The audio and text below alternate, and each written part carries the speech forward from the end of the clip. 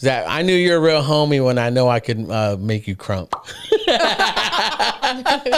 And you were in White Girl Was Down. I say that right before. Oh man, like White Girl's Down. But you look back, it's cringy. But the thing is, though, I like, man, these dancers now are killing it on social media. Back then, it was dumb. It was like, it was like, it's like you want to learn how to crump. It's like, I did it back in the day. You did too. But it's like, if you want to learn, just go in the closet and dump a bunch of bees in there. They said it's like, but I knew you were down to do that. I like to challenge yourself. A white girl from Kingsburg can do that.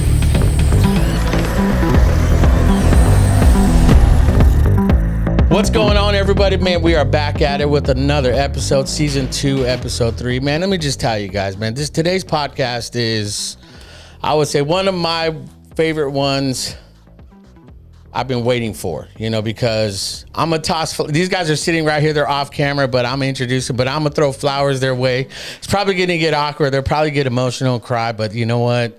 This is what I want to say. Before that, we got Laura here. What's up, Laura? I always do that. I always forget Laura. I'm here. Yeah, she's still here. I'm here. But no, so today's guests are some of really our best friends.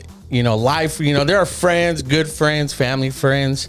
And then there are like these life friends that have been there through thick and thin, relationship up and down. And you know what? You guys need friends like this, friends that are still going to be there when you need them and when you haven't talked to them in a minute, so those type of friends are real because no matter what, you guys end up in the same place of friendship, man, and really family. So I'm getting emotional just saying that, but today we have our good friends Sarah and Daniel Murrieta. What's up, guys? Yo.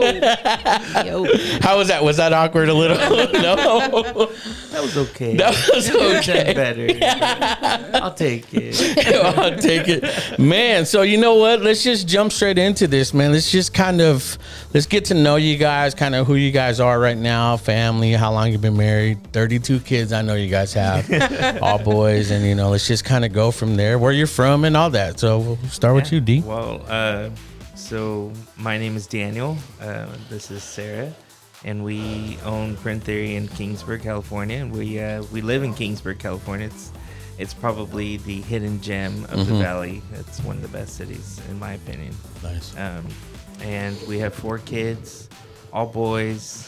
They're growing and growing and eating and growing. everything. Yeah. Yeah. And So where are you from, man? Where did you grow up? I grew up in Fowler, and so I'm a red cat. No. Meow. Meow. No, Fowler. That song. Meow meow meow. Yeah. I think we might get a copyright strike now. No, it was good. So I grew up in Fowler pretty much my whole life, and then did church and life there, and kind of once we got married, we moved to Kingsburg, and just our journey began. That's cool. What about you, Sarah? I grew up in Kingsburg, and I'm still in Kingsburg, but I love it. We were considering to move some time ago, and I told Deanna, I was like, no, I like all the amenities of Kingsburg. I was like, I'm only like 2 minutes to a really nice grocery store. Yeah. Save-Mart, right? You guys go to Save-Mart all the time? Yeah. So, we just been on this journey, 13 years, Dan? 13. Married, yeah. Yep. Got married 13 years ago, just a few years out of high school. And I kind of feel like we grew up together, really. Yeah. Because we were so young. But, we have 4 little boys, and they keep us pretty busy. And then we have the other baby, which is the business. Yeah. That baby needs a lot of cries attention. all the time. Yeah. She cries.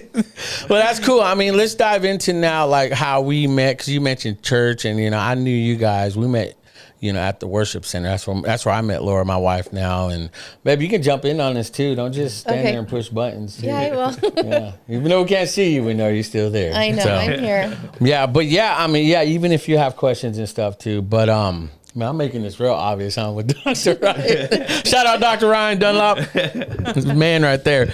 But no, we met at church, worship center, man. I think that's some of the greatest times we've ever had there, man. We're talking crazy youth ministries, crazy times. fun times, not crazy, but we had 9 buses going out to 9, cities here in the Central Valley, man, and we were doing it up. One night we had 700 some students at a youth night. Huge convention nights, man. So kind of let's get into our relationship in church and ministry. What was that like, and what do you guys think you've learned that helped you where you guys at today? What do you guys remember about youth at Worship Center? Youth, I mean, growing up, I went to a small church before Worship Center. Yeah. And it was just a small community. And as soon as we got involved with Worship Center, they were just building too. I remember the first meeting, there was just 5 of us around the table, and the pastor was casting vision and was like, this is where we can go. And it's probably one of the first times that I've heard someone's vision and then actually see it unfold before my eyes. And so we went from 5 students to 10 to 20 to built it up. It was at its peak, I think it was around 800. But yeah, growing up in church really has made my life stable, because and we'll talk about more of the business part, but it has a huge effect on how I see our business and see life, because faith grounds you. It makes you stable. Without it, I don't think we would be in the situation or in the place where we are now without it. Yeah. But we did youth ministry, and we got into the warehouse, and then into the vineyard, old vineyard casino, and I think that's where I met you guys, and it's just some fun times. Well, I remember Laura, because you went to the warehouse too, right? And that's where you met Daniel too, right? Yeah. I was 17. Yeah. Yep. Then your life changed 2 years later. Yeah. You met me, but no. It was fun. I think that was my first probably second youth group. Yeah. Yeah. It was really cool. Really was Daniel different. loud and quiet back then? Daniel was just Daniel. Quiet. Quiet. I was quiet. Yeah, you were. Yeah. What about you? I remember, because I know you came to the worship center, and how'd you get there? How'd you hear about that? So we just went, I think it was a Wednesday night. And I hadn't went to church in a long time. I think I was 14 at that time. And we went, and the church was having service in the junior high.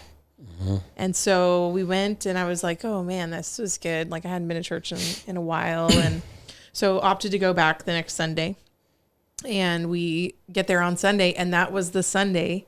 Actually, no, I take it back. We went one Sunday, and then the second Sunday I went back to the same place.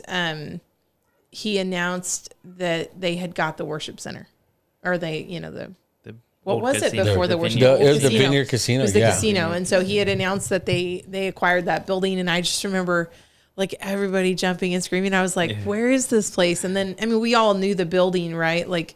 I knew when I drove by it, but I didn't realize that's the actual building he was talking about. And so it was really cool to be a part of it. And I think just the excitement of that move and all that growth that they were experiencing, it was captivating, you know. And so we really just locked in and made friends. And I started coming to youth ministry once we were in the worship center, actually in the building. Yeah. And that's where I met all of you guys. Yeah, well, I think you replaced me. I replaced you. Yeah. A little bit. Yeah. Because me and Laura. I wouldn't know. I wasn't there. Worship. I wasn't there, right? Yeah. No, yeah, I remember, because I remember you from then, but I do remember you showing up. Huh? What? But no, because I do remember those times. Those are fun times, because I what I loved was you were in choir, you and Laura, you guys, you guys stood next to each other all the time, right? Yeah. Yeah, that was your guys' thing, and it's just friends, man. Just do you talk? Yeah. Sometimes. Do you ever say anything? Do you sing?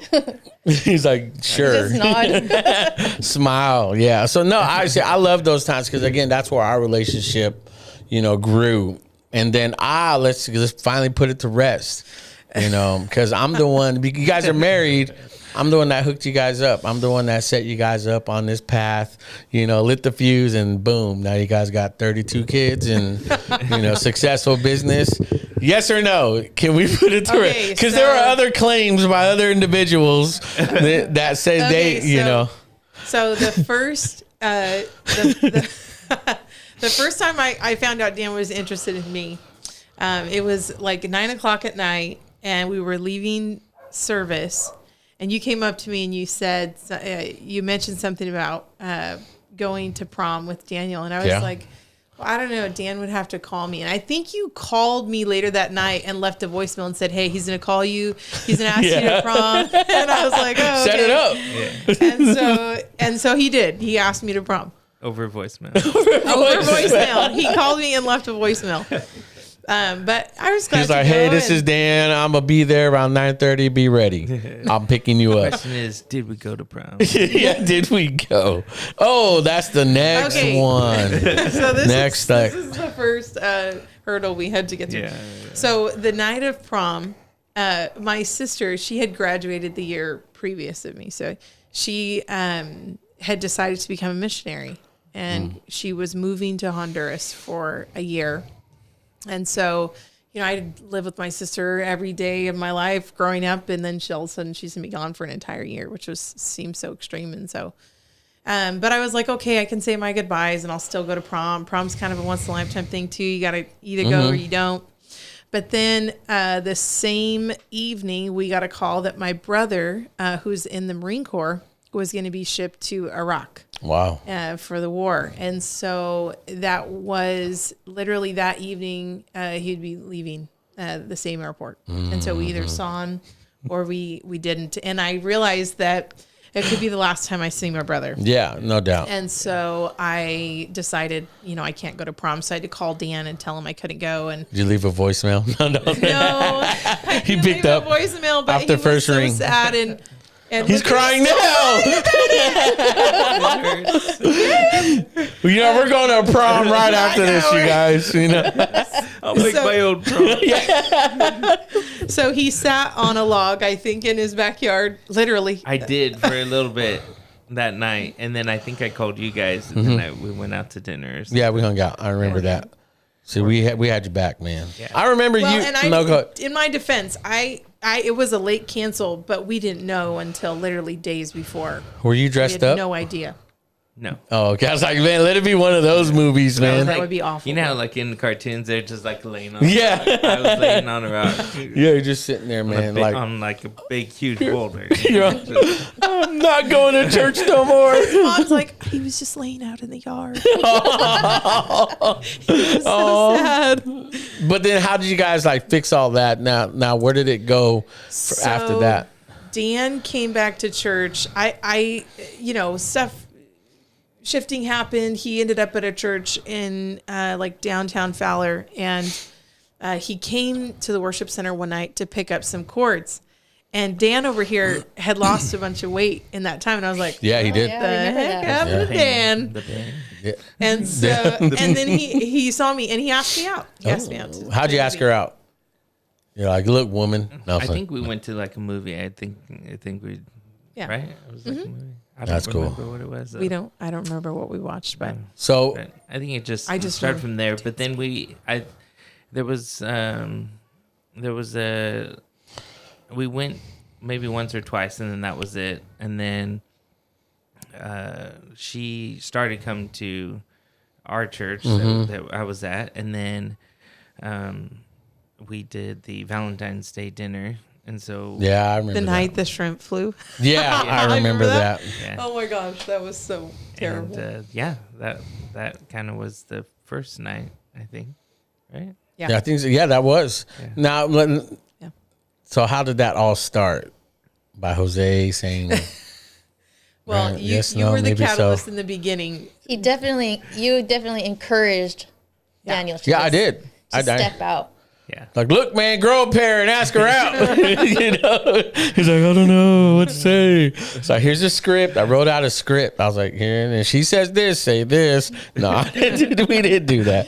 But we hung out because I remember Daniel, when I first met Daniel, you're quiet, and it's not like You know, because I remember talking to your mom, and I picked you up the first time, and we stood at my house, or when I was staying with my dad, and so your mom, she was like, "Oh, thanks for hanging out with Dan. He really doesn't have any friends. You know, it's just like he's quiet. You know, just I understand that life, and you know, because I grew up like that. It was just me and my siblings, and then we moved to the city. Then I became this demon, you know, this evil guy, whatever. But I remember hanging out with you, man, and I would always like encourage you to pull you out your shell all the time, you know. And I like that. I like to say that I'm glad I had a part in that. I'm glad, you know. I'm happy because look where you're at now. Yeah, you know, it's amazing, dude. Because you're leading worship still. You're leading now. I remember I was teaching you guitar. You know, you come over to my house on C Street. C Street. Only just a few times. But we remember that long G, D, E minor C. People who try to take credit for that. No, but I'm not trying to, but it started. It's just you. I mean, yeah. It started. The notes I still Yeah. play. Yeah. You know, you capo, you know, and all that stuff. But I'm just saying, I think what I love about it is that through all that, we're still friends. We're still here. You know, his podcast is still here. You know, and I love how, because we had a lot of ups and downs. We had a lot of things that just happened, you know, but again, still here, man. And that just seems like that's how God works. Yeah. You know, one night, was it 5-6 years ago? You know, I finally called you guys, and you're like, hey, just come over. We'll come over. And I'm like trying to start a business. I'm at KMPH. I'm not happy. And it's like, I want to start my own business. Yeah. You know, then you gave me this idea, just EIN and IRS, you do it right now. We did it right there. And Kairos Media Productions started because of you guys. Yeah. I'll give credit where credit's due. I don't want to be that guy to be like, oh yeah, I don't want to forget. Cause there's this quote I remember. It says, never forget the people who were with you in the beginning. You know, and, you know, continue to eat with those who helped started you in the beginning. That's what we're doing, you know, and so now looking back at that, you know, from worship centers, supposedly hooking you guys up. But I believe God had a huge part in that for you guys being where you're at now, is that through all that, we're still here. Now I feel like that showed me something, man, because like I said, I'll give credit where credit's due, is because Kairos Media Production started because of you guys in your house. I remember 1:00 in the morning there, and we're praying in the circle because our relationship was hurt. We had to talk about a lot of stuff. We told you guys stuff nobody knew, and we're like, we finally needed to get all that out, you know. And I feel like that's what God restored. And so in saying that, my business started because of you guys, and then one of my big clients, the guy I have right here, just chilling over my shoulder, you called me, you're like, hey, man, a friend of mine needs pictures. Yeah. And I was like, I went. Even to this day, his picture is still that picture I took, you know, on his profile picture. I think it's on his Instagram, one of them. But it's like, and now he's one of my biggest clients, you know. And so because of you guys, we're at where we're at because God used you guys and blessed us and our friendship, you know. Now we're working together. Yeah. You know, and we're doing business together, you know. And so that's where I feel like when you sent me that message, Kairos, I forgot who preached it. Chris Valentin. Yeah. I've listened to that message at least once, twice a month, even still, like now, you know, and because it's a defining moment. If you guys look at my website on the bottom, talks about the foolish one. It talks about Kairos, what it means, and it talks about the scripture, the foolish one, and me, who I am as a person. You know, that movie, Kingdom of Heaven, Balian, you know, he has a script on his beam or in his house. What man is a man if he does not make the world a better place? So since that night when you guys prayed with us, I've always felt like that was a defining moment, a time set by God. Yeah. Me, 2 Corinthians 15 or 13 says that God has used the foolish things of this world, the not so smart, the despised, the cast down, the person that's always been hated on. And we can get into like terms now, just people lying and, you know, all that. God still uses people like that, man. And I do want to change the world. And I'm blessed. We're blessed. Maybe you can jump in on this too, Laura, that we're here because, you know, God used our relationship. And I do feel like the enemy, the devil, just tries to like, break, because he knows imagine the force when it actually finds its purpose in the direction, you know. And so that's where my mind has been. That's why I wanted to like have you guys on the pod, is because I wanted to tell you guys that, put it out there. You guys hear from me, because we have all kinds of conversations. Well, I think like the best thing is that they encouraged us is to step out and to try it. And that's what you guys have always done. Other people are like, oh, I don't know, you know, I don't know if you guys could do that, or it's not a real job. You know, that's what we heard. That's why we were so discouraged. But when you have friends to encourage you, like, just do it. Let's do it right now. Like, what? And that's why Sarah's nickname is Extreme Sarah. So she's like, just do it now. If you're going to talk about it, you're going to do it right now. We I used love to that. get that all the time. Like, oh, you're still doing that print thing, or you're still making shirts, or oh, you're still, and it's like, yeah, that's my job. Like, that's what we do. Yeah, that's cool. See, I mean, let's dive into that, because again, I mean, like you said, you know, now we're working together. You know, we've talked about doing this. We've talked about let's try, and we never really pushed it. But I feel like there was a reason why, because social media 2 years ago is so different than it is right now. Yeah. You know? Do you ever see the posts that you made like from previous years? Like I have posts that pop up from like 5 years ago, and there's just a whole paragraph of text. Yeah. I'm like, I would never say this Yes. now. And I read them and I'm like, what were you saying? Yeah, like what?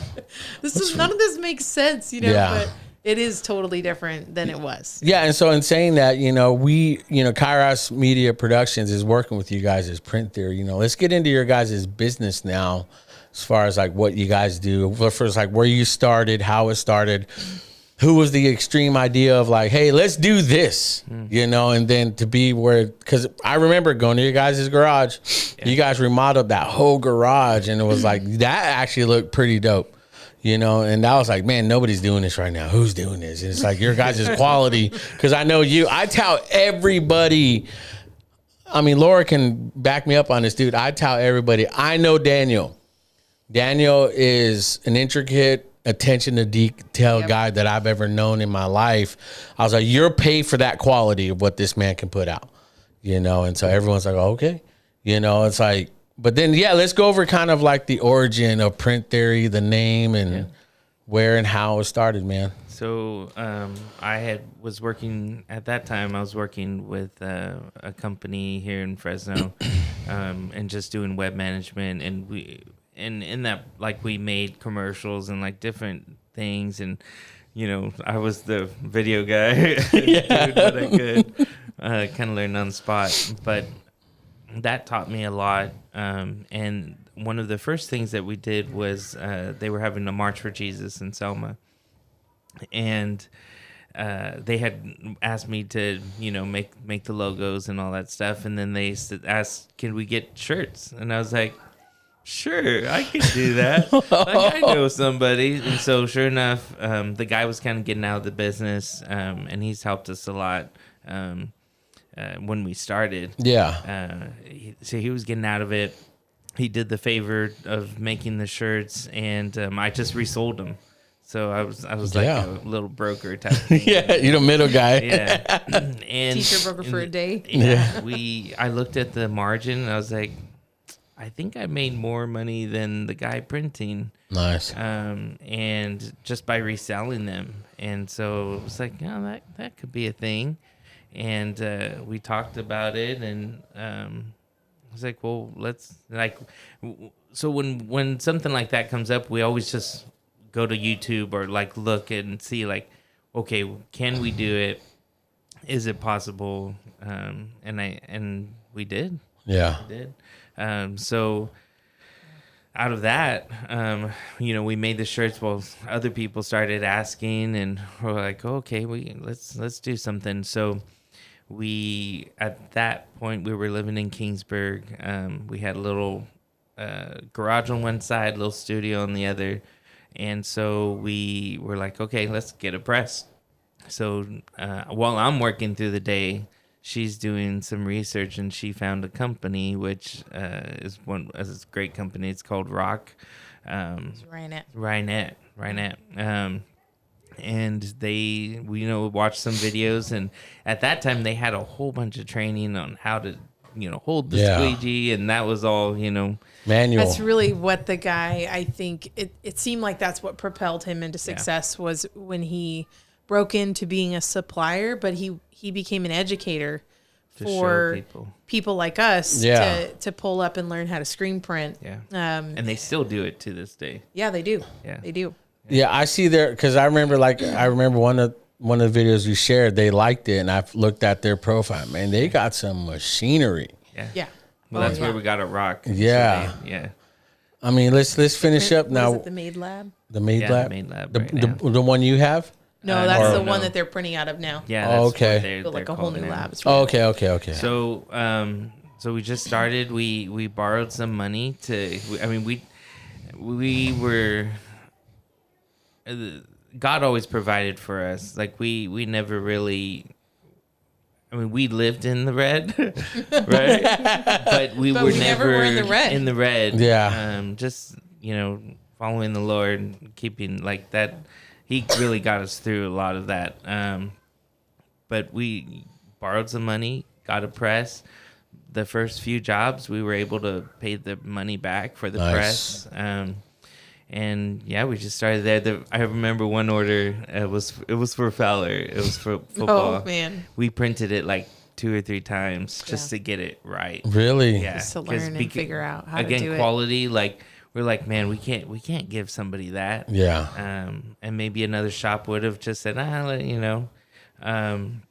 but even in that process was like a learning point. You'd never underbase black. Yeah. Really? If you want to go and scream, don't underbase your black. Yeah. I mean, that's probably I know there's a lot of people that ask, my friend Tony was here, he's asking if you guys do emotion, you do all this stuff. And it's like, I don't know what that is, man. I mean, these So we guys do know. everything from the whole process. But Yeah. I think for us, like in the very beginning, we were at a stage in our life where we had 2 young boys at home. We needed to find our thing. Like we were searching for like, God, what is going to be our it thing? Like what we were doing was good. He had a job that had a lot of potential, but we just weren't seeing enough trajectory for it to be something that we stayed at. And we needed something that was like a career path, and we were really seeking the Lord. And then I think for me, one of the big things that was kind of an indicator that there was something with the whole t-shirt gig was I was a dishwasher at my aunt's restaurant. And one day, one of the guys cooking looked at me and said, my Uncle Tom has a press in his garage. And he's like, he can't get rid of it. He can't give it away. And I was like, what? I was like, okay, wait, it's a real screen printing press. Give it away. So I called him. So you're set on that price of give it away, right? Well, he did us better than that. So I called him and I said, hey, I heard you have some equipment. And he's like, look, I couldn't give this equipment away if I tried. He's like, I just need it out of here. And I was like, well, I think we're interested in it. And he drove it to Oregon from Montana for us for free. Dropped it off at my cousin's house, who then drove it from Oregon to Kingsburg because they were coming for my grandma's 80th birthday. And and they dropped it off, and it was wild because we had bought a small press to start with, but we didn't have a conveyor dryer, and there was a conveyor dryer as well with the press that he brought. No way. That dryer changed it for us because number one, it was good for the ink kit that we got with our press, which we didn't know we shouldn't be buying. But it worked. The dryer worked, and we were able to put out like really, really good quality for just a garage shop. And then this guy had all this web experience. And so I told Dan, I was like, if people know that we're just like slinging shirts in a garage, like we're never going to get anywhere.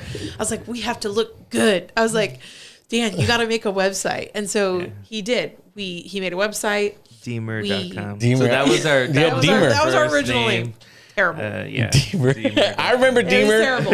Remember we were doing video and production, Yeah, Deemer Productions. Deemer It was all, that's how it started. I didn't know what I was calling it. It was Deemer Marketing and Design. Is what we. I remember that, started, dude. Yeah.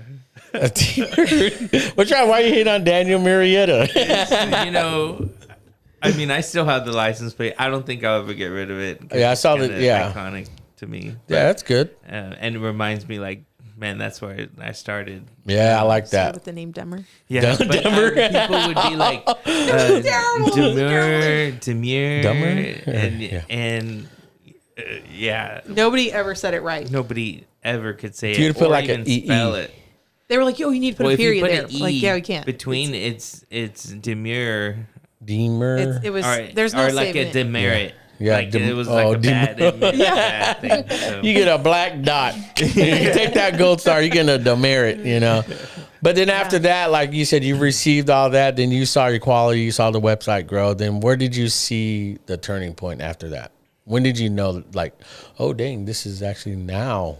Honestly, it was like within 2 or 3 months, and I remember hearing Ryan Moore talk about. I think it was Ryan Moore talk about his progression in screen printing. Like he started making band shirts in his garage, and then it like started to take off. And within 3 months, he had like quit his job and was just doing that. And I am dishwashing, you know. And I was like, man, I would do one job and I made good money, you know. So I was like, okay, I need to like put my focus where I can really turn some dollars. And man, yeah, I think like 2 months we knew. And within a matter of 2 months, we were watching the sunrise printing. I mean, Wow. our process was slow, Yeah. but like in order for us to put orders out, we literally had to print through the night. And I remember one night we printed till like 5:30 in the morning. It was I went to bed for like somehow we 2 got hours. Clovis East. Oh, wow. Yeah. Hoodies and sweatshirts, and yeah, That was crazy. It was crazy. They look- Color. Look good, though? It came out really good. We Yeah. saw people wearing those hoodies like 3 years later, and they still looked amazing. Nice. Yeah. So shout out to Ryanette for all the great product. It was really good. But yeah, at that point, I mean, I would go to bed for like 2 hours, wake up and go to work dishwashing. I was like, what am I doing here? I need to be printing, you know? So at that point we decided that I would transition out. It was just a good time to start transitioning.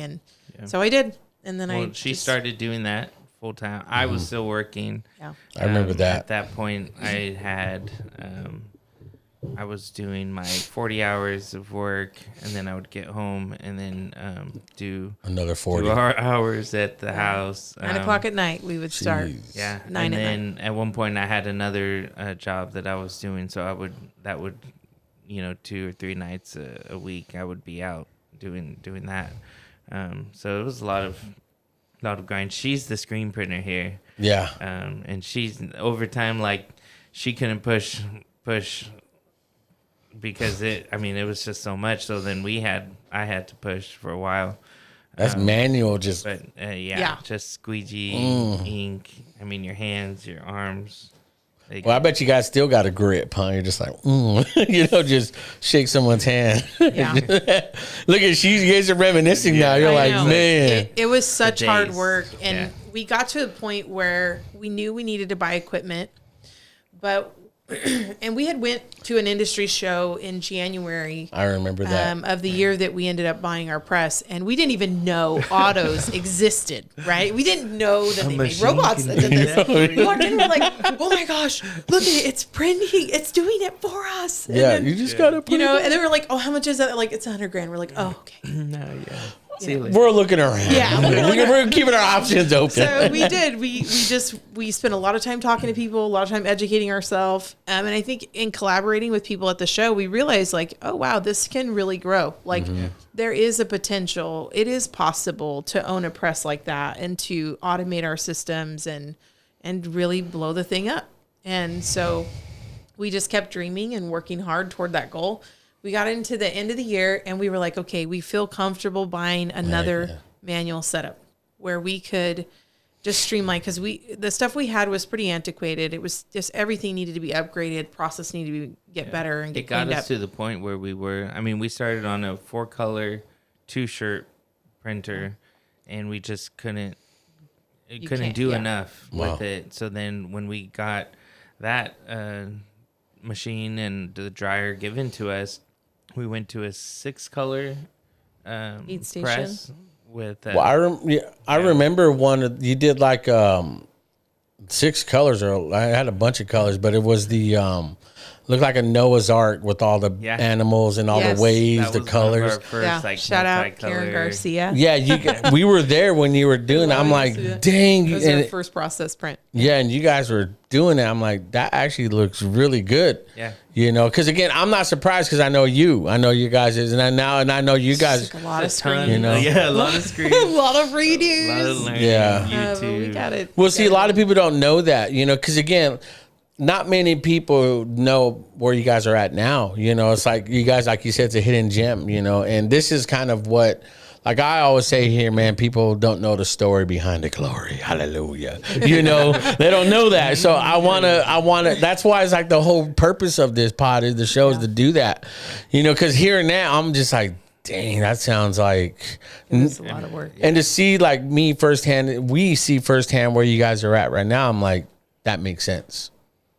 You know, you appreciate it. Well, we started in one part of the garage. The new press had to go on the other side. Mm-hmm. So then we kind of had to fix that part up because it was all just a garage, no studs, no ceiling. Yeah. Like it was just a lot of work. So we fixed it up and we got that part going. And then we were like, man, this is too small for us. Like even just with the press and some counters. And so then we had to tear down the wall. I remember that. And expand into both sections of the garage. We kind of tore down the wall in the middle of the garage. That was like almost like a faith thing because it was on a Saturday. We were not planning on doing any demo. We were just standing there, and I was talking to Dan. I was talking to my dad, and I said, you know, I can imagine that we conversation. almost need to like make the tank bigger. If we make the tank bigger, then we can trust God to fill it. But I was like, maybe that. we need to start just preparing for a bigger setup and by just ripping the wall down. I mean, we had 1,000 square foot shop. It was divided in half. And so I just grabbed a sludge that was sitting on the ground and I just went boop and just popped it through. My dad was like, okay. Extreme Sarah. Tearing down the wall. And so You're tearing down the walls in our lives. Glory. So we did. We spent the whole afternoon ripping that wall down. Yeah. And we went out there and just, I remember in the, like late at night, Dan and I were just standing out there looking through the wall, which is just studs. And we're like, wow, this is going to be good. Like this is going to help us. And it wasn't long before we ended up at the SGIA show in Vegas. We went to buy a manual setup. But late that night, the night before we went, we had to print an FFA order for Fowler. And it's not a complicated order, but it was taking us forever because our machinery was not good enough. And it was like 2:00 in the morning, and I looked at Dan and I said, "This is where you have to decide whether or not you can do this for 3 more years. Because if we go spend a bunch of money on a manual setup, we're going to keep it and use it for a few years." At that point, I think that was the year. I left my job in 2017. And that was the whole faith thing because, I mean, you're going from, you know, someone is actually paying you to do work and to you have to make it happen. Like, you have to make the sales. You have to go out. You have to do the work. Mm-hmm. And if it doesn't grow, it's because you're not doing anything. And in our case, I mean, our faith was like, well, you know, God can do it. We just got to take the steps and walk towards it. And then so we did that for a year, and then we got to this point of printing, and she would be the loader, and then I would be squeegeing, and we had to go around, has to flash, and then we had to go around again because the whites need 2 color and the yellow needed another color, and I mean, it's just I could tell forever. you're stressing right now. Your anxiety was. She said, like, you're gonna be the one doing this. Like, this is what we're gonna be doing. Yeah. And I was like, oh man, this is not the thing. There's been plenty of times between that where we're like, I'm quit. I'm done. Oh yeah. Don't talk to me. I'm looking. Total meltdown I in the submitted shop. resumes Those in are for different real. places. Really? Oh yeah. I didn't know Can't that. do this anymore. I'm out of here. This thing doesn't work. I quit. Get me some equipment. That's crazy. One thing you said is that it's like a faith thing. You know, you said something about how, you know, the cup's there. It's like, we're trying to fill it, or, to that, or at least that example. But I liken that to where my business is at, because I didn't really start taking this business serious until we met that first night in a long time. Yeah. Yeah. We were still at that house. Yeah. That's where we were. And I look back, someone prophesied over our lives, and we told you about that guy. And he told me, he's like, dude, where you're at right now, you're not happy. You need to leave and go start this, because you're doing something in video production. You need to start now. You're going to be, and like the question he asked is, you're multi-millionaire, right? I'm like, dude, I'm at a used car lot buying a car. You think I'm going to be here? And it's like, but he spoke this stuff over me. He's, if you don't leave now, you're putting off what God has in store for you. And I was always afraid. So I look back at that. It's not so much it was time waste. I think it was time that God says, all right, now let me use this to show you what you need to know. Because right now I felt like what I went through back then has set me up for this now. Because I look back, there are no regrets. There's things that I don't like I wish I would have done this. Nah, man, I needed to go through that to be where, because it positioned me for this time.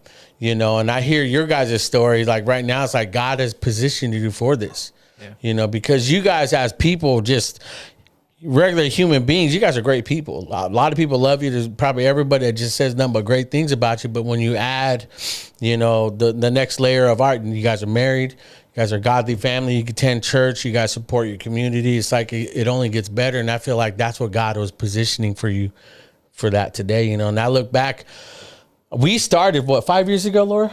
6 years ago, we started taking this serious? Yeah, right? about 6, 7. Yeah, it's really right after them, and then it's Around the like... same time, yeah. It was like a year. Yeah. Like within the first year, I think. I think it was 2017. Mm-hmm. I don't think we had the machine, the automatic yet. Yeah. I think we were still pushing. Yeah. And I like it now, because it's like there were times where I look back and I'm like, man, I wish I would have done that, but no. I look at the moment I'm in now. I'm like, dude, I've never had this much money this time in the year, and to have like, man, we're investing. I mean, look, everyone trips out on like this. It's a lot of gamers. They walk in and they're like, oh, we didn't expect this. I'm serious. Every time I close the doors and I stand there, I get emotional every time. I was like, God, I wasn't here 2 years ago like this, and 3 years ago I was borrowing gear to do this. And now look, God, because it took a learning curve for me, and it took something for me to face to be here today. And I feel like hearing your guys' story, to see where you guys are at now, is like, it's insane. I'm like, it's a trip, because I know it's printing, it's shirts, it's a lot of other stuff, man. But when you make it successful, when you actually push through it, that's where you like, that's real. That's a story you need to hear, Well, so we were pushing ink that night, and we just had enough, and that's what we're like. Okay, so we physically our bodies were maxed. We finished probably around 2 or 3 in the morning. Slept for a few hours. We got someone to watch the kids, and we drove to Vegas. And we went to the show, and we went with an intention of just doing a manual, and then we think the time through driving there, I think we talked ourselves into an automatic, but we knew we had to come home with an auto. Yeah, and that's cool. So a couple things were really big for me. The night we were printing the FFA order, I felt like the Holy Spirit said to me, "It's going to be a rock." And that's the machine that I wanted. And I was like, oh, Lord, that's so expensive. We had quoted it, and it was just way out of our price range. And I was like, God, it's going to take a miracle for us to leave with that. But the second thing that happened, and I actually went to Luke's first grade teacher and shared this story with her, is right before we left, literally the day before, I had a parent-teacher conference, and she said, Luke tells me that no one's reading with him at home. And I had to look at her, and I was like, okay, I have 2 choices. I can make up some story. I'm like, oh, no, that's not true. Or I can just tell the truth. And I looked at her and I said, we're not. I go, we're working. Both my husband and I are working 10 to 12 hour days, sometimes 15-hour days. And I was like, we're trying to get our business off the ground. And I said, it's just one of those seasons where you have to do what you have to do. And I said, I haven't had time to read with him, but we're hoping to, we're hitting a growth spurt, and we're going to be able to streamline that and our equipment, our process, so we can get back to focusing the time that we needed to our kids. And so on the way there, we decided we had to come home with an auto. We walked in, and Dan had a screensaver on his phone, and it was a picture of a lion, and it was very sentimental to him. And we walked in, and we went to the rock booth, and I don't know if I've ever told anybody from Ryan at this, but there's like 30. Oh, come on in. Their kids are here, so all our kids are hanging out. Hi, bud. We are a family, so they're here. Look at. Okay. Look, You're on TV. look, You're on TV. Say hi. He's like, oh. Oh, I'm out. Okay, close the door. He's like, oh, with these whole cans. He can't close it with there the. you go. There you go. Pop your face in there.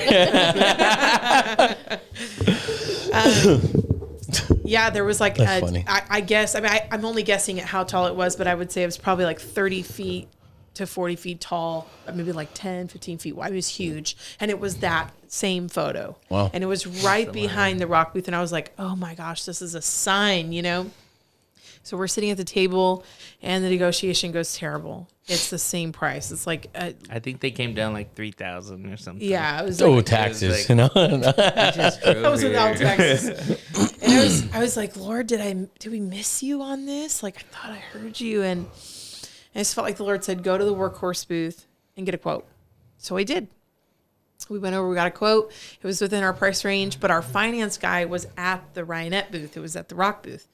So I came back, and I'm all smiles, and I'm just like, oh, thank God we're going to go home with an auto. And our sales rep was like, wait. And I was like, no. I said, look, I told him the story about my son's parent-teacher conference. And I said, I cannot leave here without an auto for the sake of our children. Like, we have to make this better. And he went and talked with Ryan Moore, the owner of Ryanette, and they came back and they gave us an unreal discount, and we're forever grateful to them. Yeah. But that moment was like dream come true. Yeah. That's Walking cool. by faith came to fruition for us, and we ended up leaving with that press and The whole shop. We got the press, the Yeah. dryer, all the stuff to make the screens, like just everything. And again, hearing that story, I'm not surprised. I really am not, because I just know you guys. I know you. It's like you're blessed. God has his hand on you guys. Really, I do believe that. It's like one of those things you're like, that's actually pretty cool. You never 1 ounce of and I'll say it here, and I said it before. I've looked at what you guys done from the beginning to where you're at now. I've always been like, man, I'm so happy for you guys. Because and I saw one of your customers, I wasn't trying to look, but I saw the payment. I'm like, dang, good for these guys. I'm like, man, I was like, babe, did you see this? She's like, no, I was like, it was this, and this. She's like, dang, that's cool. And I'm so happy for you guys are pulling that, man, because again, that right there is a testament to what you guys been through. It's the story behind the glory. Nobody knows this stuff, especially when, I like to tell the story about people and them, because when people see businesses or they're just like, no, that's all you see. You don't see what all that hard work. Yep. Yeah. There's a lot of hard work, The a lot of reasons. sacrifice. And one of the things, before we started doing our business, I worked at Office Max, and she was working remember at the that. hospital, and there was just a point where we didn't have any money. We would take our breaks to pick each other up, so that way one of us would have a car to drive. And I remember walking almost every day just across Selma from Office Max to the hospital. It's really humbling right now. Yeah. Because I know people still are doing that, in their life, and God can do amazing things if you just walk you have to walk. You Yeah. have to walk it out. And I think sometimes like our generation wants everything handed to them, and expect this crazy thing to happen. And if you don't have faith, and I mean, the Lord has got us through a lot of that stuff. But one of the things that came to mind was my glasses. My glasses used to have duct tape. You should have never got rid of them. We should have put them in a glass case and framed them on the wall. And people Like, I've been here. Tape on my glasses. I couldn't even buy a pair of glasses. Yeah. I think they were broken like 4 or 5 times, and I just duct tape.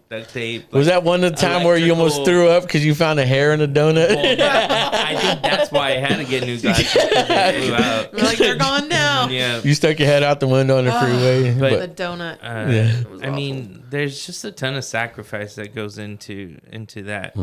I remember my shoes. I used to wear them till I had holes in them. I remember. They would be flapping. I remember those black shoes, right? Those Yeah, and just it's amazing to see like where God is, the progression, and just walk it. Now, actually, this thing, man, because we're gonna get back to the story, but I feel like this is a good moment because I look back at, I've told you guys stuff that no one knew, and the only people that were there for me were Doug and Diane Clark.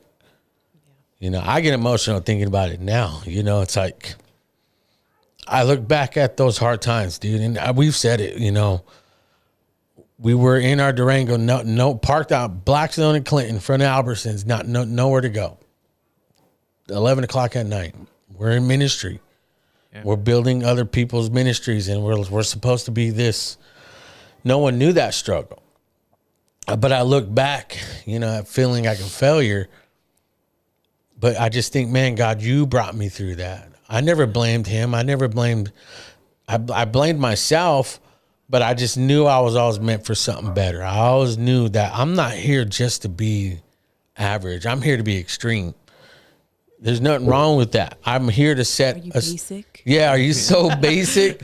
And that's the thing where I look back, and I think that's what separates me from what I do here on the show is that I don't make it all about this. I don't make it about what I have. I make it about who I am.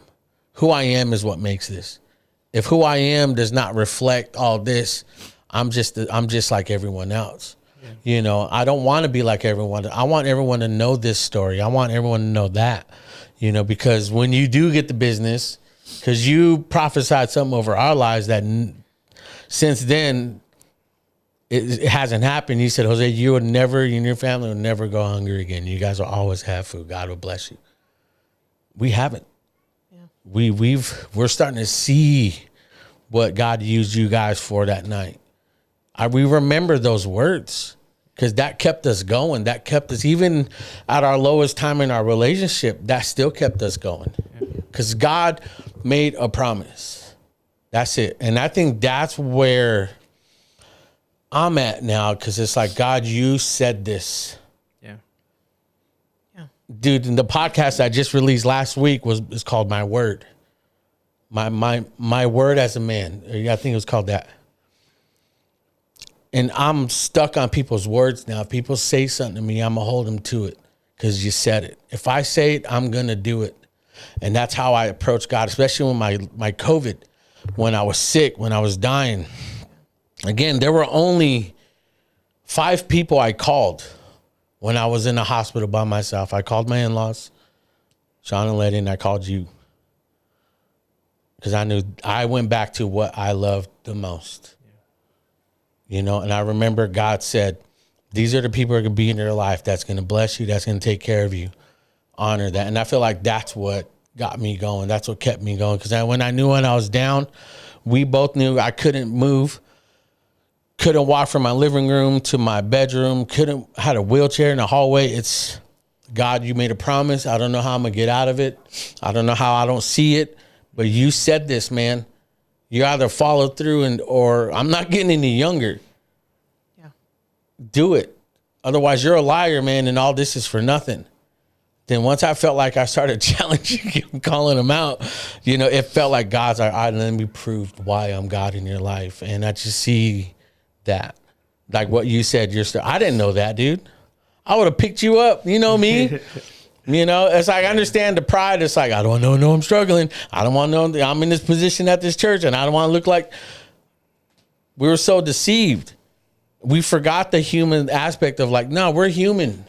I'm no better than nobody here, full bank account or not. I want to treat people as God intended us to be, his people. Yeah. That's God's child. So what makes me feel I have to treat them any different? Why can't I show them that love, even against my worst enemy? You know, so that's still God working on me, you know, because you guys know. But it just shows you, like, there's a story behind it all. Yeah. Like, it just doesn't happen overnight. It's not something that, quick. yeah, and it's the story. It's our story, you know? Yeah, I love that story, man. Again, the whole story behind the glory, because, you know, I feel like that's why people want to support support businesses like that, man. Family, because you're not just giving to somebody who was just like, hey, here's $1 million, go build your, Yeah. Yeah. you know. So now let's finish after, you know, because again, I wanted to take that moment, man. I felt like that was a God moment. Now let's get into that, where you guys are at. Where are you guys officially? You guys got the automated machine, and you guys knew you were outgrowing your guys' garage in the back, you know, and now where are you guys now? Yeah. Well, we got the machine, and well, I mean, just getting the machine right into our garage It was like a whole another step of faith. Well, I remember We that. got this machine. We bought this crazy expensive machine, and you can't get out of the loan. You're in. Yeah, Yeah. And we couldn't get power.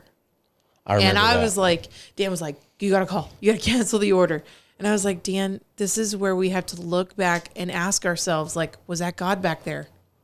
Was it or not? And I said, if we're not sure, let's go through the story again. Let's go through every memory we have again. Every time we felt God spoke to us, let's go through it again. And we would. And we would be like, Lord, even if we miscalculated this, and even if we miscalculated this, there's still a really long shot chance. Like it would be a rare chance that wasn't you back there. Like, we know you led us here. And so learning to walk by faith, even when we didn't feel it, we didn't see it. You know, 10 o'clock at night, this crazy electrician guy who we love to death showed up at our house and was like, I can get you power. And we were like, okay. You know, I called Dan. I was like, he's going to get it in next week. And he did. And so that was just amazing. But we ended up, it wasn't long after that, we started putting out social media posts showing this massive robot in our garage, and the calls started coming. And we were like, it wasn't long, and we had pallets of shirts on the driveway, just like covered by canopies. And I told Dan, I was like, oh man, it's rainy season. There's like 4,000 or 5,000 shirts on the driveway. Dang. And I was like, I think we need to get a space. Like, I think we need more space. So we went and met with some developers in Fresno for the business park that we are in now. And they were just, we knew before we even went into the meeting, this is not it. Yeah. This is not it. But we did the meeting and we left. And on the way home, I called our landlord, who's our landlord today. And somebody had sent me his name and his number, and we called, and man, we're so grateful for him. And he was so gracious to allow us to share some space with him that he was using. He just wasn't using all of it. And man, the business just boomed. And our power bill went way down. Because we were on single phase power, which is the most expensive. Residential power is the most expensive, and we're pulling It's like 5 houses worth of power in our garage. It was wild. It's a crazy amount. And Man. now it's nothing. Yeah. That's cool, man. Now, where you guys where's your guys' shop at now? What's the location? We're in Kingsburg in the business park area. Sierra exit. You can see us from the freeway when you're coming into Kingsburg. So we're there now. We've kind of been in the process of building a new shop. So that's coming. It's almost done. Yeah. Hopefully pretty soon here. That's cool. And so that's been a process. But we just opened up shop there, and we've taken a little more room, and we went from just the two of us. And then we had some people come in to help out, and just on the side type of thing. And we're like, maybe we should just hire someone. And so we did. And they worked for a while. And it just wasn't their thing to do. So they left, and we went back to the two of us. And I think we went from the two of us to hiring someone. The 2020, right? Yeah. So I was We about moved to ask into you. our moved shop, into and the then we went shop. into COVID. Yeah, that's what I was about to ask too. 2019, we moved in, and we were like so pumped. And then 2020 came around, and at that moment we Squashed our had just dreams. moved from our house. We had just moved from our house into the country and got a new place. I remember and, that. Yeah. And 2020 hit, and we were like, oh man. So we shut down for a while, and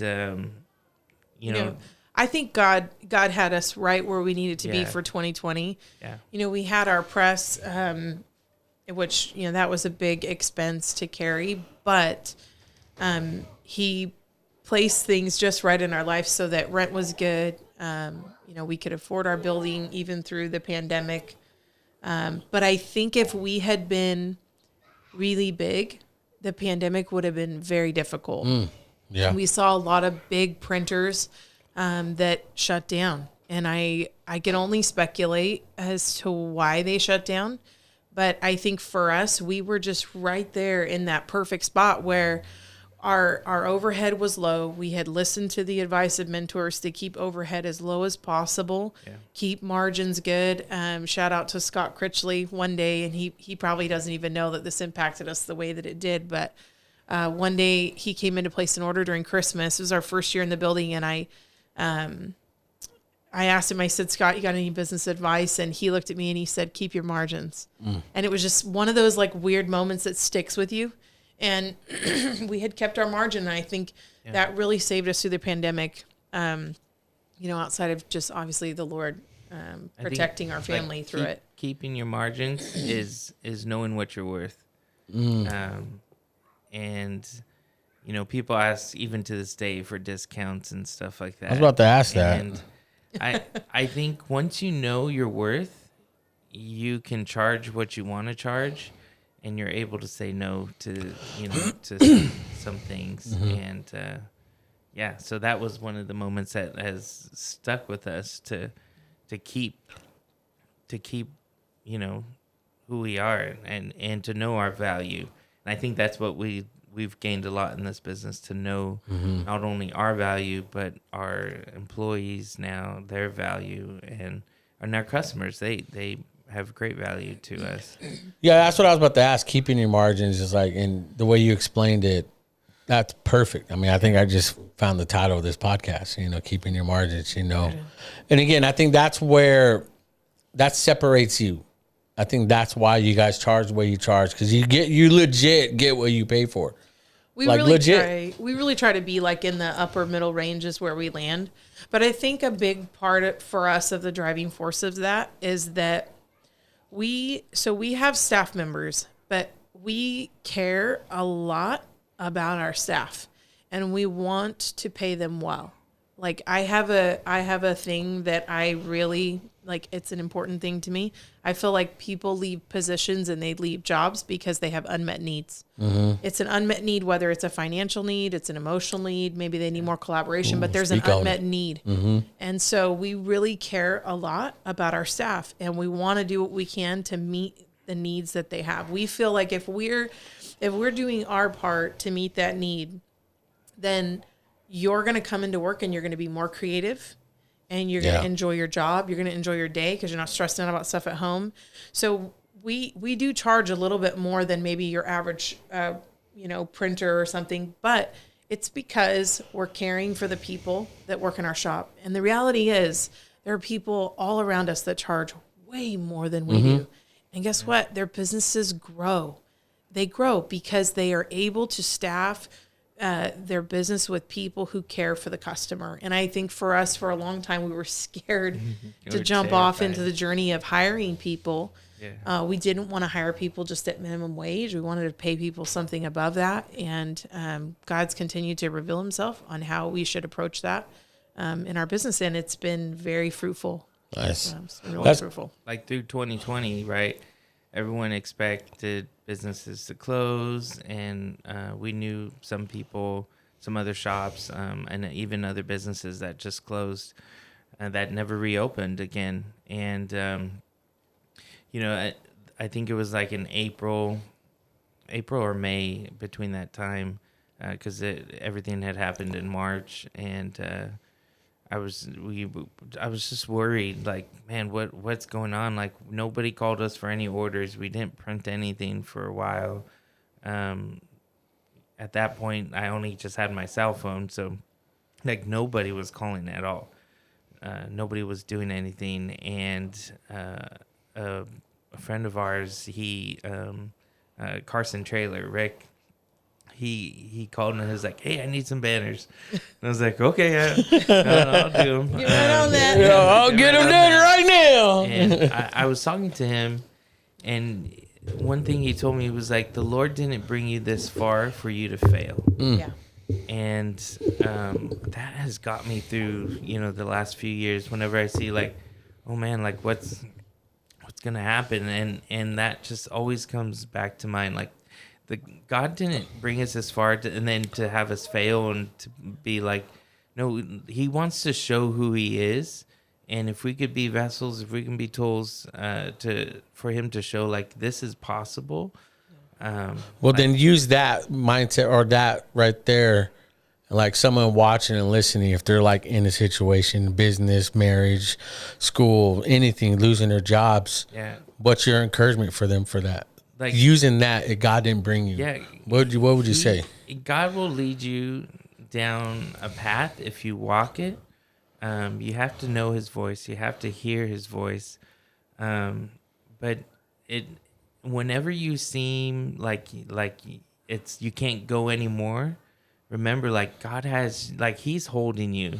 He has everything under control. And if you just release it to him, I mean, the last few years I went through like my own anxiety and stuff like that,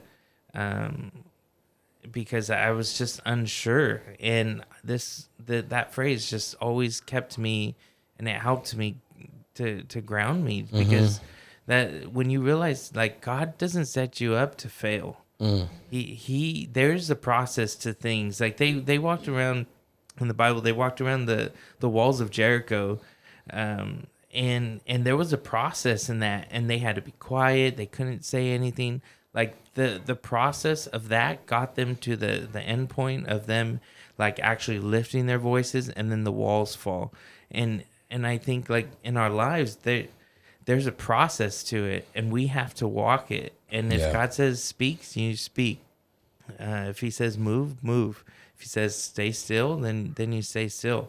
But you just have to have that faith to walk it. I think. And you think in COVID, you guys followed that, trusting God, and it's like, well, God, you said we had to. We did. I mean, we. How'd you guys survive COVID then? And again, let's get into that. We had just bought a brand new embroidery machine and a laser machine. So that thing saved us. We you know, most people are like, don't spend your money. Yeah. Hey, we spent money. Yeah. And we had spent it right before, but it worked out perfect because that thing, leather patches, man. That was just, we sailed off in the leather patch sunset. Laura, go right here. Go to there. You can find those at Print Theory, Instagram, printtheory.com. But like this, yeah, you're right. I mean, that's dope. I mean, your guys' quality is amazing. Because one thing I know, like Roski, we had him on season 1. He said COVID either made you or broke you. Yeah. You know, he's like, and then I feel like it made you guys, you know, like after the lazy engraving and all that, where'd you guys see the growth? And how did that help? Patches, you said, you know. Yeah. It put us, we knew that there was areas in the market to expand hat decoration. We knew that we needed another embroidery machine so we could put out more volume. which was going to help with our price point. So that for us, getting that equipment, I mean, it landed right literally 2 weeks before COVID started. Yeah. But once we got out of shelter in place, coming out of COVID, it was really kind of a God thing that we were kind of launching into this new category and this new hope and this new thing. And it was something exciting, I think, even for our customer base, that was like, everybody was stressing out during that time. Yeah. Right? Like everybody was having a hard time. And I think it was really kind of cool that we were expanding and we were growing in a season when, everybody was just scared. It happened to us. Hanging on, Like we lost Pendragon. Well, we didn't lose, but we lost a bunch of other clients, but Pendragon only was the only one. So, but then after, was it that they shut it down April? We only had one client, and it paid the bills just enough. But then after April, then mid-May is when we started seeing like people's like, it's all social media now. Yeah. Yep.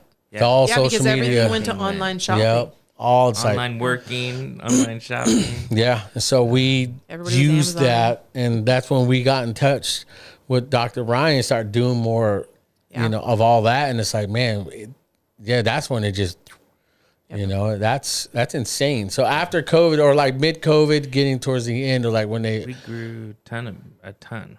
Yeah. that's cool. Yeah. It was shocking how much we grew coming out of COVID. That year coming out of COVID was amazing. 2021 was a great year for us. We just almost couldn't believe it. And then we set a really lofty goal for ourselves for this year and for our staff. And we're crushing it. They are awesome. We have an awesome team. Yeah, Daniela in Baltimore. We Lord went of darkness. We hired one person just right before like our school season and stuff. And we're like, man, okay. I mean, we're terrified to even just hire one person. Yeah. And we're like, okay, this will work.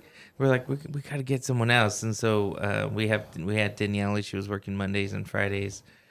She works full time now. Yeah, And, dude, she's a beast. She's awesome.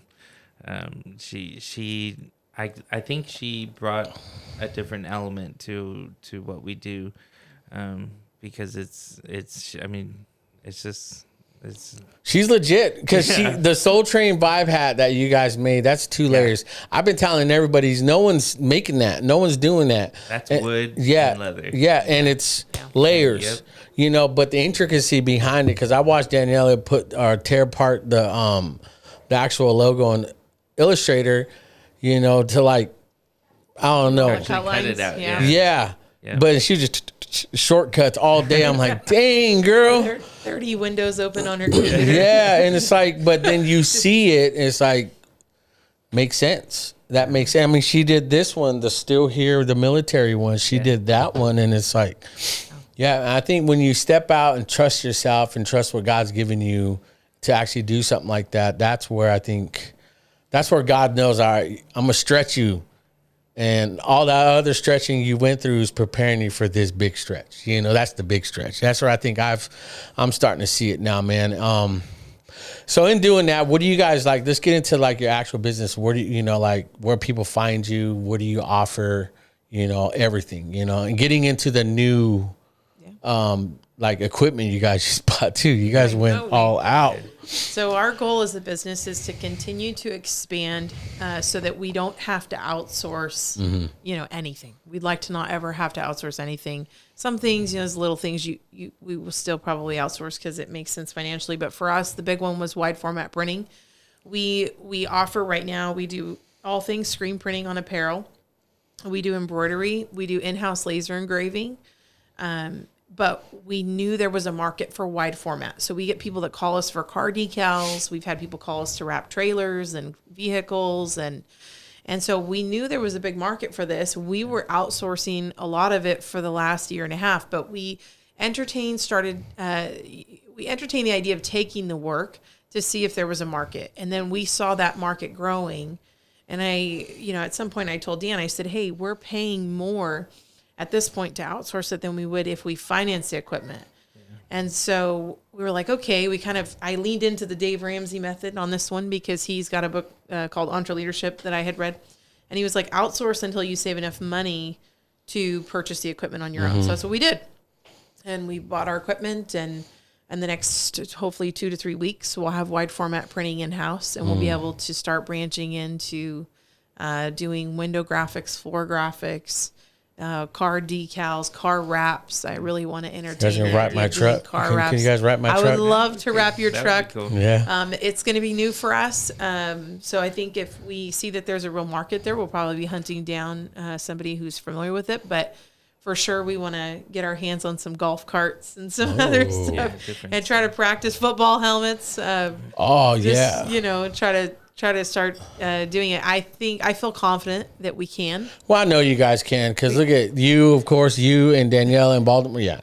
Right now, your team is like the perfect team right now. Yeah. They're amazing. And if there's something that, like throughout the years, we would have people ask like, oh, can you do this? And I'd be like, yeah, I can do that. And then I have to jump on YouTube and be like, okay, how do I create this? Or we may not make much money, but we learned how to do it. You know, there's a new element we can add to that. Out of that. Exactly, like the job paid for the tools, or to actually to do it.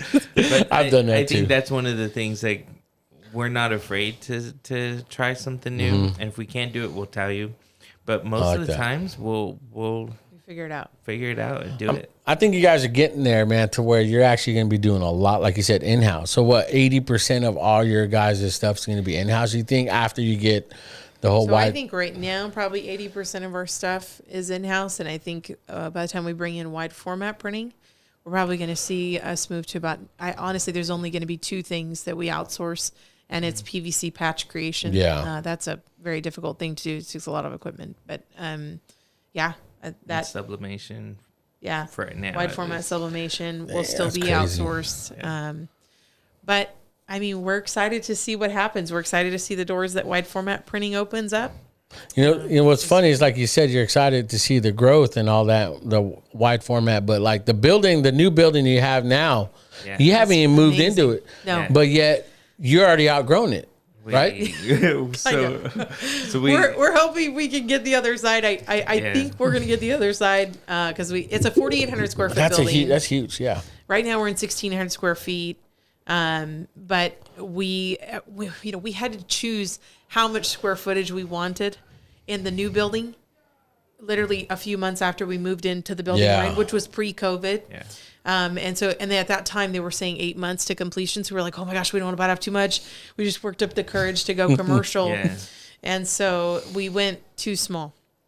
So we're hoping to get the other half, which I think it's looking like that's going to be a strong possibility. So, if we can get the whole 4,800 square feet, we're going to blow it up. We'll go wall to wall that thing. That now. Yeah, absolutely. Easily. Yeah.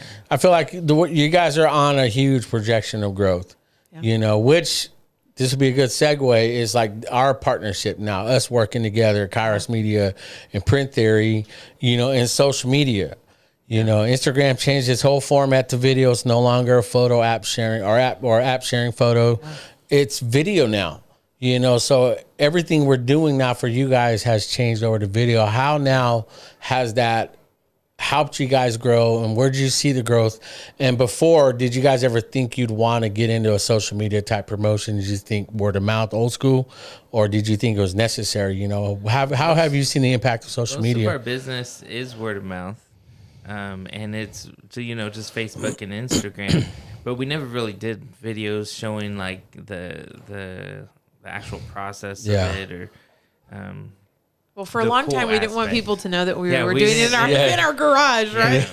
So the pictures would be like just of the shirts or product, and not our garage. But we have never done advertising in the last 5 years of Print Theory. And it's just like your phone and your stuff on that you would just share. Yeah, we went from Deemer to Print Theory. We kind of, when we moved into the building, we're like, we got to do a name change. Nobody can say it. Nobody can spell it. And so it took a few months, and I think we had come up with print theory, and we're like, no, that doesn't sound good. And then we came back around and was like, yeah, that would actually work. And some people think that we're like part of a franchise type of thing. Oh, like, really? Yeah. That's cool. And we have to break the news that we're just a mom and pop shop.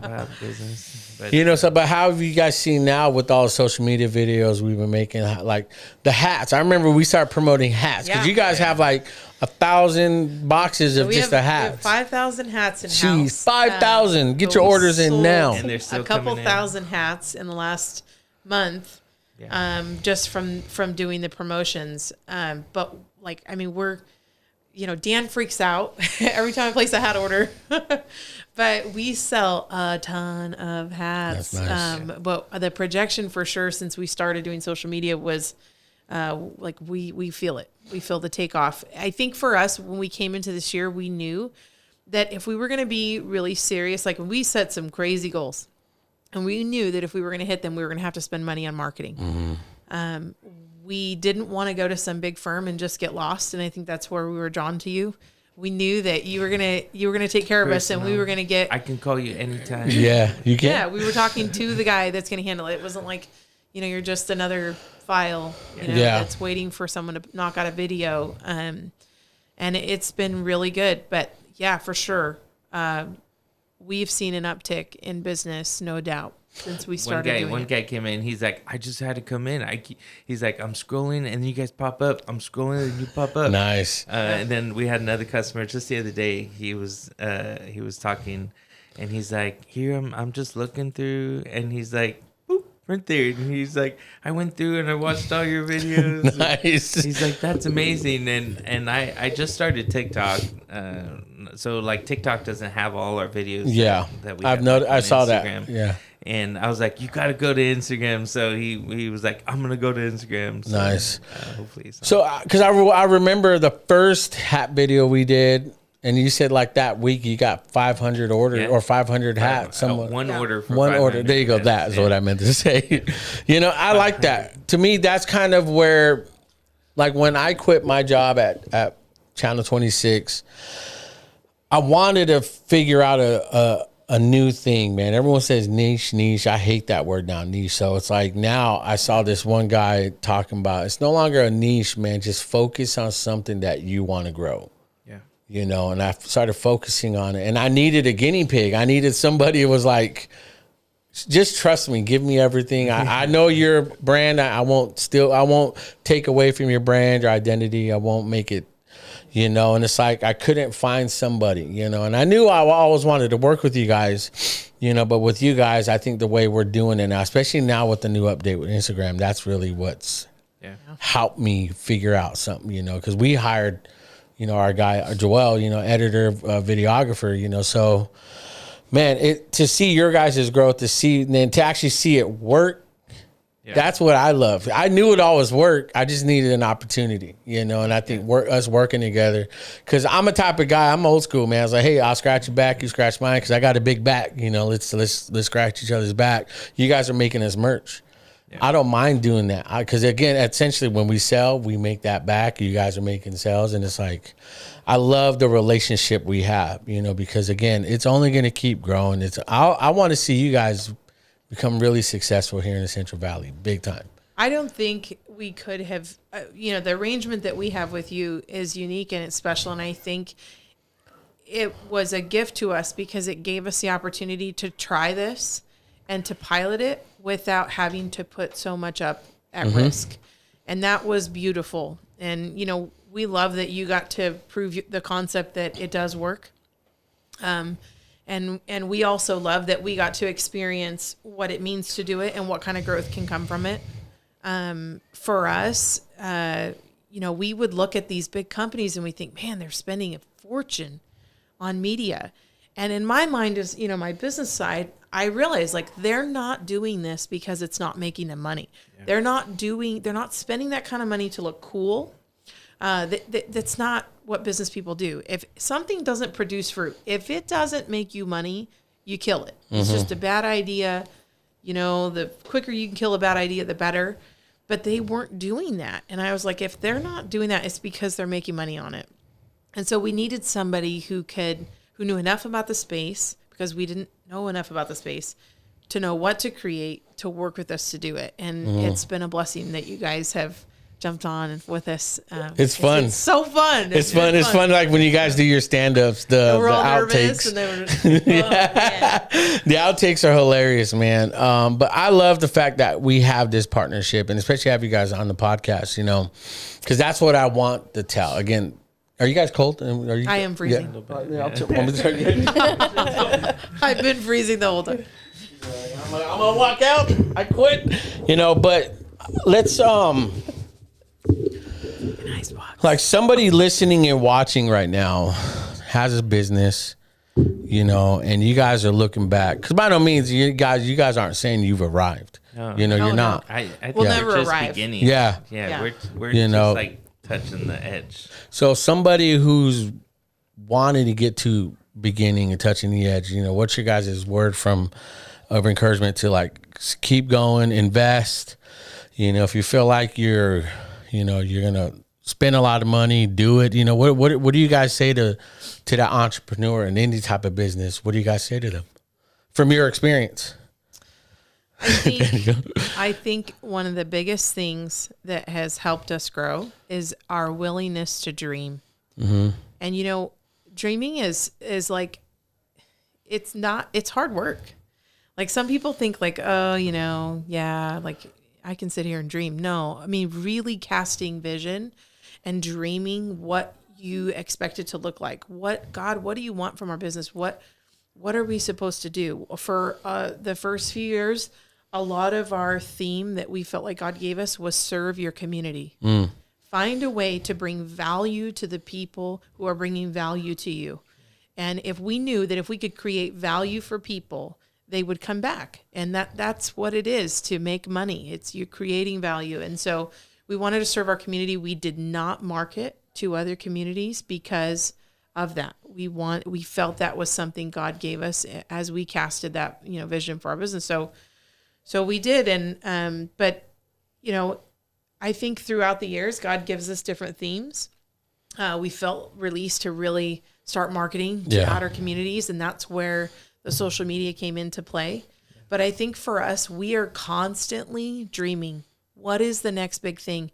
And we're not afraid to take risk and to buy things. I mean, I become more educated, more mature in decisions, but I feel like we become less and less afraid as we make steps, because we become more confident that like, okay, this is going to make us money. When you first start out, everything's scary. Yeah. Everything is scary. But as you get bigger, it's not that it's less scary because you make more money because you spend more money on that equipment, but it's less scary because you build that confidence to know that that's going to create value. That's going to allow me to bring value back to my customer, and that customer will bring value to me. And that for us has just been, it's been a really big deal. I think just being the willingness to dream. That's cool. Dream big. I like that. What about you? What do you think? Even if it's like really simple.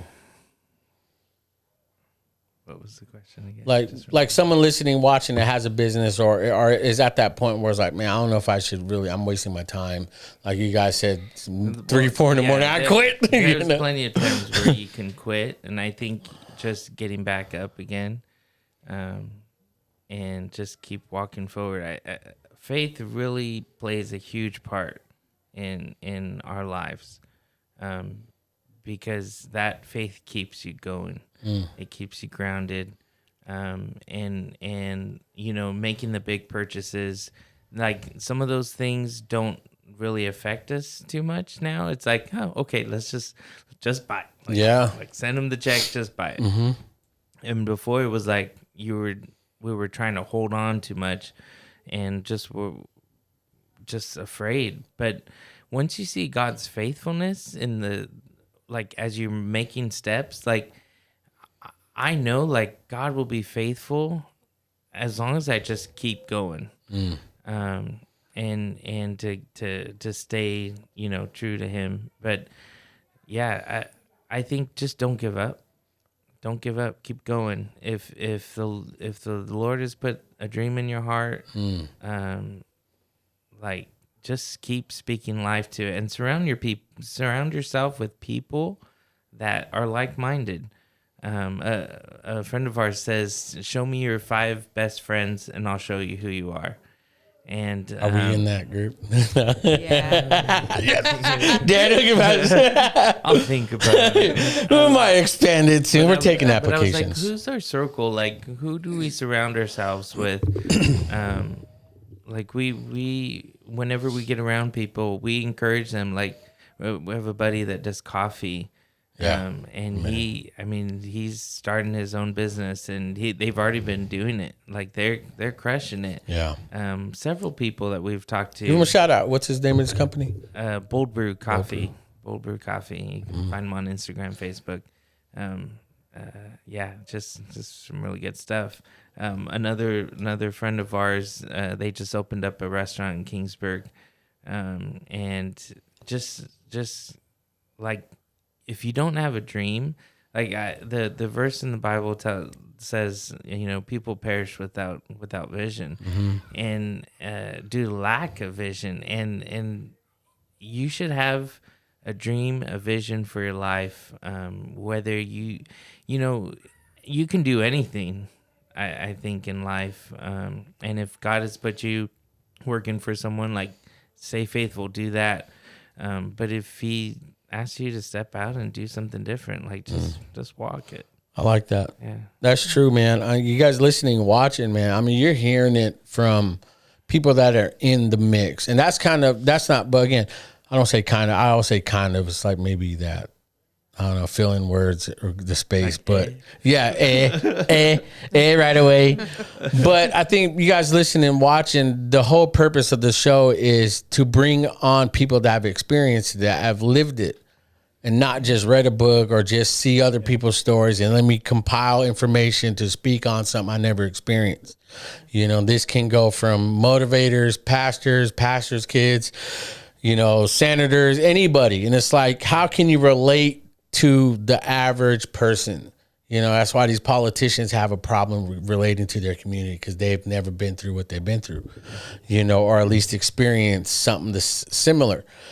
So having you guys on this, I feel like, because we do get a lot of people that have their own businesses, it's like, shout out to like Mario and Shannon at Valparaiso Coffee, man. Those guys are one of the couples that are just like, we've been there, we've been in the struggle, like, we wanted to quit, we didn't want to invest. So we're definitely planning to have them on the show.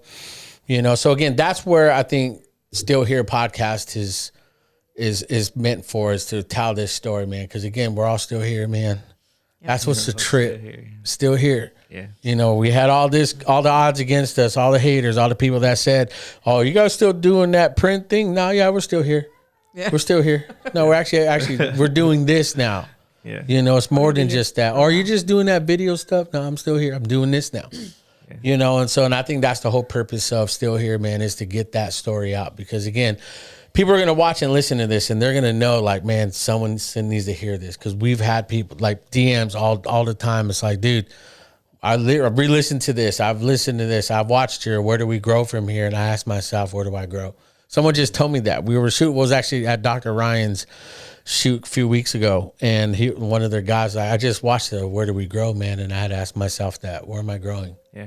I'm like, dang, it works. That's awesome. That's like, yes, so that's a win.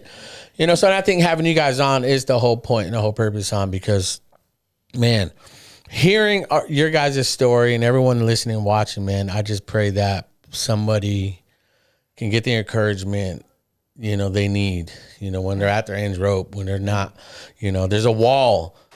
I feel like it all started with tearing down that wall. Tearing down the wall. That one wall that was in your way of, like, let's risk it. And then Extreme Sarah's like, what's the worst that can happen? Yeah. We have to put it back up? Yeah. Sarah grabs that sledgehammer, and that wall came down, and then you just started growing, man. And so that, to me, that's amazing. Yeah. I heard, I was listening to a sermon this week, and the pastor said, he quoted the scripture that says, all things work to the good for them that love God. And he said, if it's not good, it's not the end. Just hang on, you know? Yeah. And I was like, oh, that's so good. You're like, we're right But there. I, you know, in all the times where we've really struggled in our business, the Lord has shown me the story in the Bible where the slaves come out of Egypt. You know, Moses goes in and he gets all the Jews and they leave Egypt and they cross the Jordan. It's Jordan, right? Cross the Jordan. And, you know, the seas open up and this amazing miracle happens. And then they end up out in this desert. And it's like, well, you brought us out here to die? Like, we went through this amazing miracle to hit what, a hurdle? Like, this is terrible. It's like, no, this is just part of the journey to the next thing. Like, there's oftentimes a desert between you and your promised land. Like, there's going to be a walk. We're going to pass an offering out, man. That was a dope. Between you and your promised land. And God has spoken promises over us. And we just hold fast to them. And we know that if it's not good, it's not the end. If we're in a low day or we're in a desert, it's just, this is the season we're in. We're going to keep walking because we do have the strength to just make one more step. I love what our pastor said. He'll tell us, just quit tomorrow. Every day you feel like quitting, tell yourself, I'm going to quit tomorrow. And he goes, when you get to tomorrow, just say, I'm going to quit tomorrow. Just find some resolve. Quitting later. You're not quitting today. And, Man, you are Paul reaching. And you know what? You'll look back after some time and you'll be like, oh my gosh, look how far God has brought us. And it's in those moments, like when you were talking about, you walk out and you look at the studio. It's in those moments where God gets made he gets made real to you. And it's like, oh Lord, you did this. You did this. All we did was lean into your voice and trust it. Yeah. And we walked when we were tired. And when we had holes in our shoes and it was 105 and he's walking across Selma, like we just kept walking. And man, if you will just keep putting one foot in front of the other and tune out the noise, tune out the people that tell you can't do it.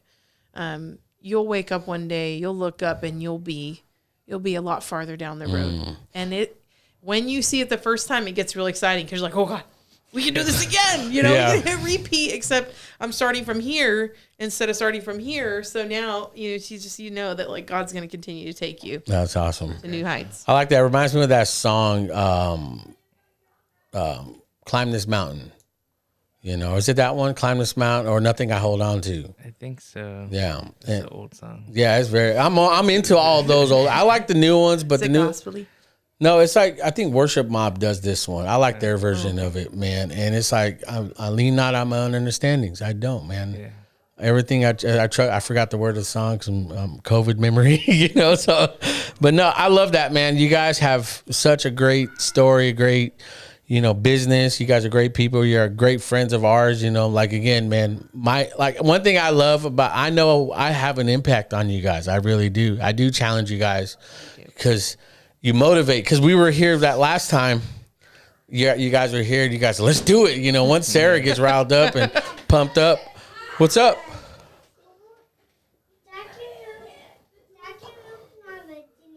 Uh-oh. Okay. Lillian? Tell him I said to listen. Yeah. But I like that. You guys, we're family here. All our kids are destroying my living room right now. But it's all right. But one thing I like about all this is that it's going to bring, it's going to bring a new challenge and growth, because you guys are stretching yourselves. When I finally told you guys, let's do this, because I knew, how I knew you were a real homie, like a homie. Okay. We're almost done. We'll stop him right now, okay? And this is what's going to be funny. Is that I knew you're a real homie when I know I could make you crump.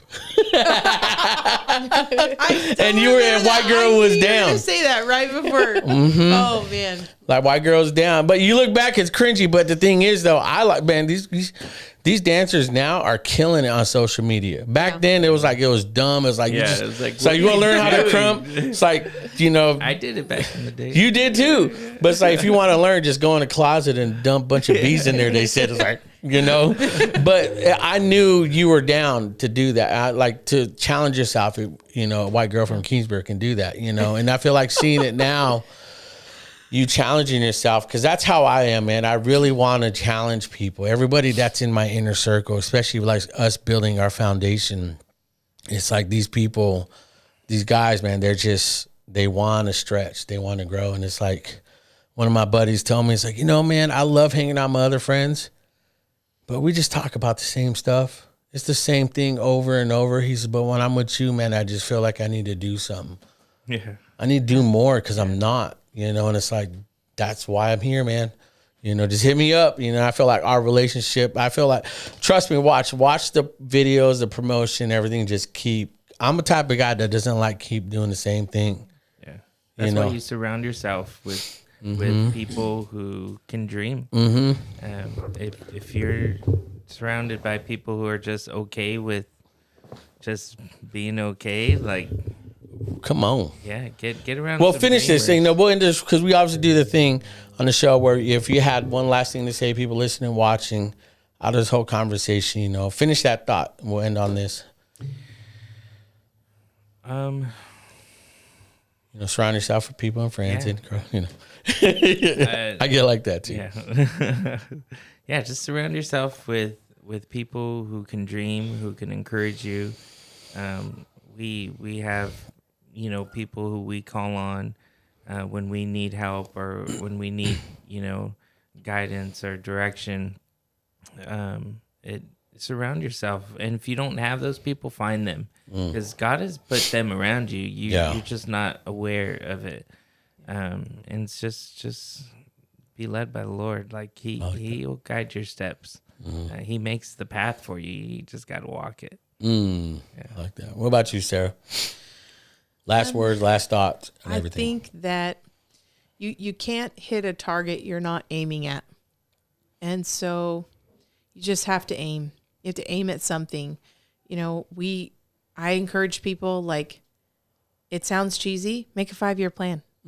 Like, where do you want to see yourself in 5 years? Where do you want to see yourself in 10 years? Where do you want to see yourself in 15 years? And then stop just hoping that it's going to come along and hit you in the face, because it's not. Yeah. You'll wake up 5 years from now in the same spot that you were. You have to look at where you want to be and then make a plan that will get you there. It doesn't have to be a plan that's solely built on your own strength, because if it's not impossible, it's probably not God. But you got to aim somewhere. You got to, where, and that's why I think, like what Dan said, when you are leaning into the Lord and you're surrounding yourself and you're allowing yourself to dream, what does the Bible say? Like God brings to fruition the dreams that He gives you, right? Like He's going to do that. He's putting those things in your heart to do them. And you'll see them come to pass, but you just have to aim. You have to aim and you have to walk. Even when it looks impossible, don't be afraid to aim high.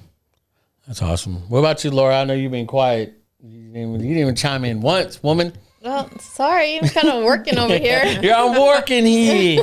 What do you think out of all this conversation and all that? What are your last thoughts? My last thoughts are, I can't believe we've known each other since we were teenagers, and I think that's so cool. And we have well, I was the older one. I'm the older You're guy. the older one, but still, you need to get him a shirt that says you were old guy. I'm the old guy. But it's so cool because our families are going crazy in the other room, and they grew up together and they love each other.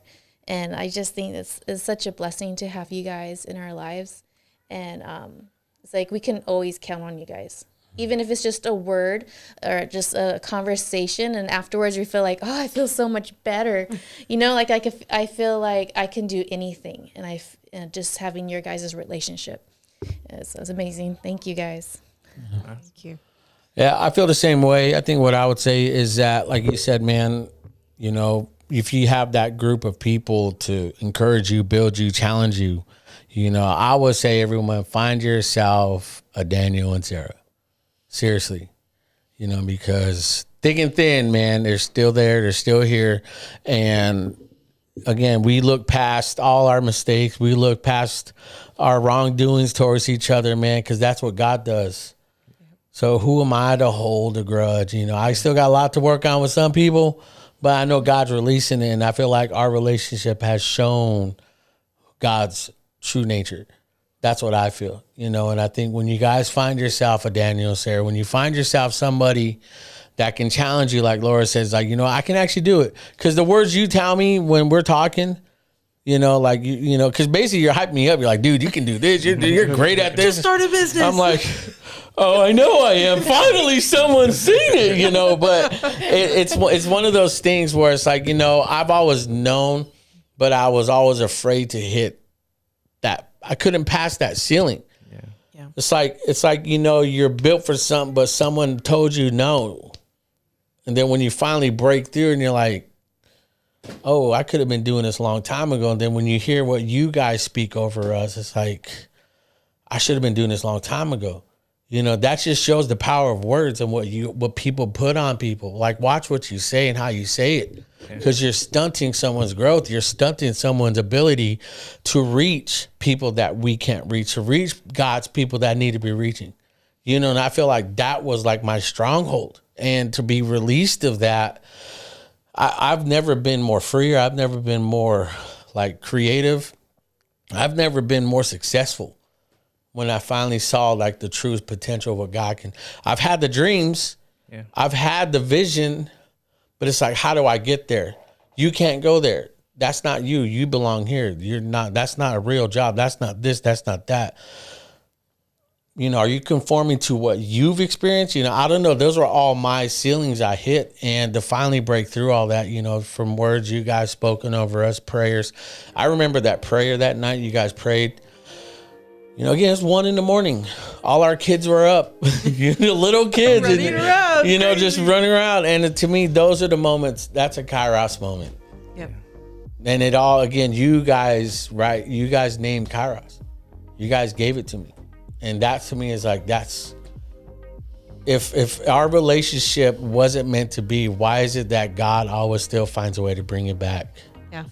Because when God appoints something, man, when God puts something together, I know it's a marriage term, but God, no man can separate, no man can break it, no man can close that door, you know, and I feel like that's our relationship, you know. So I think people watching and listening, find that Daniel and Sarah, find your guys' next level, because in that struggle, you guys are going to know, you're not going to know what it's for, but when you get through it, then you'll know. And that's what I would say. My last word is that, you know. So, man, let God one day soon to get on the stage and preach a message. Boy, I'm going to tear it up, you know.